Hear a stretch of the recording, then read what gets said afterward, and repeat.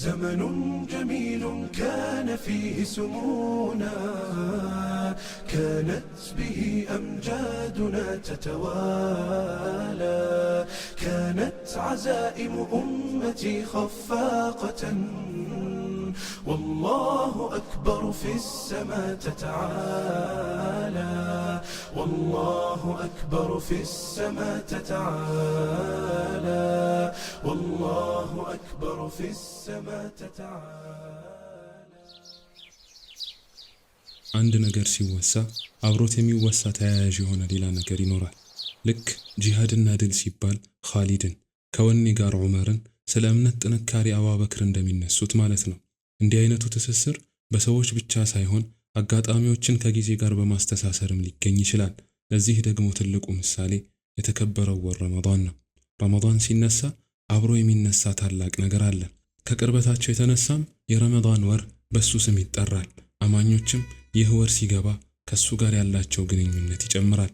ቁርአን ወረመዳን ሸህሩል ቁርአን። በዋነኝነት ረመዳንና ቁርአን ትስስራቸው በዚህ መልክ የጠለቀ እንዲሆን ያደረጉ ሁለት ክስተቶችን እንመልከት። አንደኛው ረመዳን ለሰው ልጆች መመሪያ የሆነው የአላህ ቃል ቁርአን የወረደበት ወር መሆኑ ነው። የኢስላም ሊቃውንት ቁርአንን በረመዳን አወረድነው ከሚለው ገለጻ ጋር ተያይዞ ሁለት አይነት አቋም አላቸው።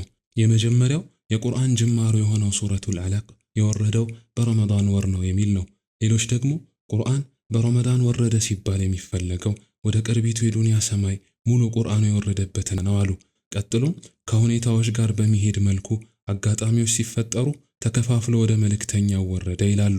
በመጀመሪያዎቹ አቋም ከሄደን ረመዳን ጅብሪል ይቅራእ ብሎ ወደ መልእክተኛው የመጣበትን ክስተት ያስተናገደ ታላቅ ወር ነው።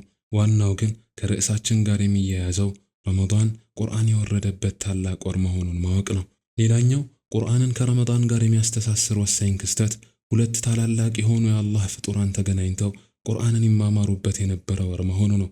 ሰሐቢዩ አብደላህ ኢብኑ አባስ ይህንን አጋጣሚ ሲያወሳ ነቢዩ ሰለላሁ ዐለይሂ ወሰለም መልካምን በመቸራቸው አልነበራቸውም። በተለይ በረመዳን ከጅብሪል ጋር ሲገናኙ ቸርነታቸው እጅግ ይጨምራል። ጅብሪል በየረመዳኑ እየመጣ ቁርአንን ይማማሩ ነበር። የአላህ መልእክተኛ ከጅብሪል ጋር ሲገናኙ ከተላከ ንፋስ የፈጠኑ ቸር ይሆናሉ ይለናል። ሁለት ታማኞች ጌታቸውን ቃል የሚማማሩበትን ሁኔታ አስቡት። ምንኛ ያማረ ጥምረት! የእነዚህ ታላላቅ ፍጡራን የመማማር ጊዜን ያስተናገደ ወርስ ምንኛ ውድ ወር ነው! ይህን የተረዱ ሰሃቦችና እነሱን በመልካም የተከተሉ ቀደምት ትውልዶችም ይህንን ወር ቁርአንን በመቅራት ያሳልፉ ነበር። ሶስተኛው ኸሊፋ ዑስማን ኢብኑ አፋን ረመዳን ላይ በየሌሊቱ ቁርአንን አንድ ያከትሙ እንደነበር ተዘግቧል። አንጋፋው ታቢዒ ኢማሙ አዙህሪም ረመዳን ሲመጣ ይሰጧቸው የነበሩ የዲን ትምህርቶችን በሙሉ በማቆምና ከሰዎችን በመራቅ ቁርአን ያነቡ ነበር። ታላቁ የመዝሃብ ኢማም አልኢማሙ ሻፊዒ በረመዳን ውስጥ 60 ጊዜ ቁርአንን ያከትሙ እንደነበር የህይወት ታሪካቸውን የዳሰሱ የታሪክ መዛግብት አስፍረውታል።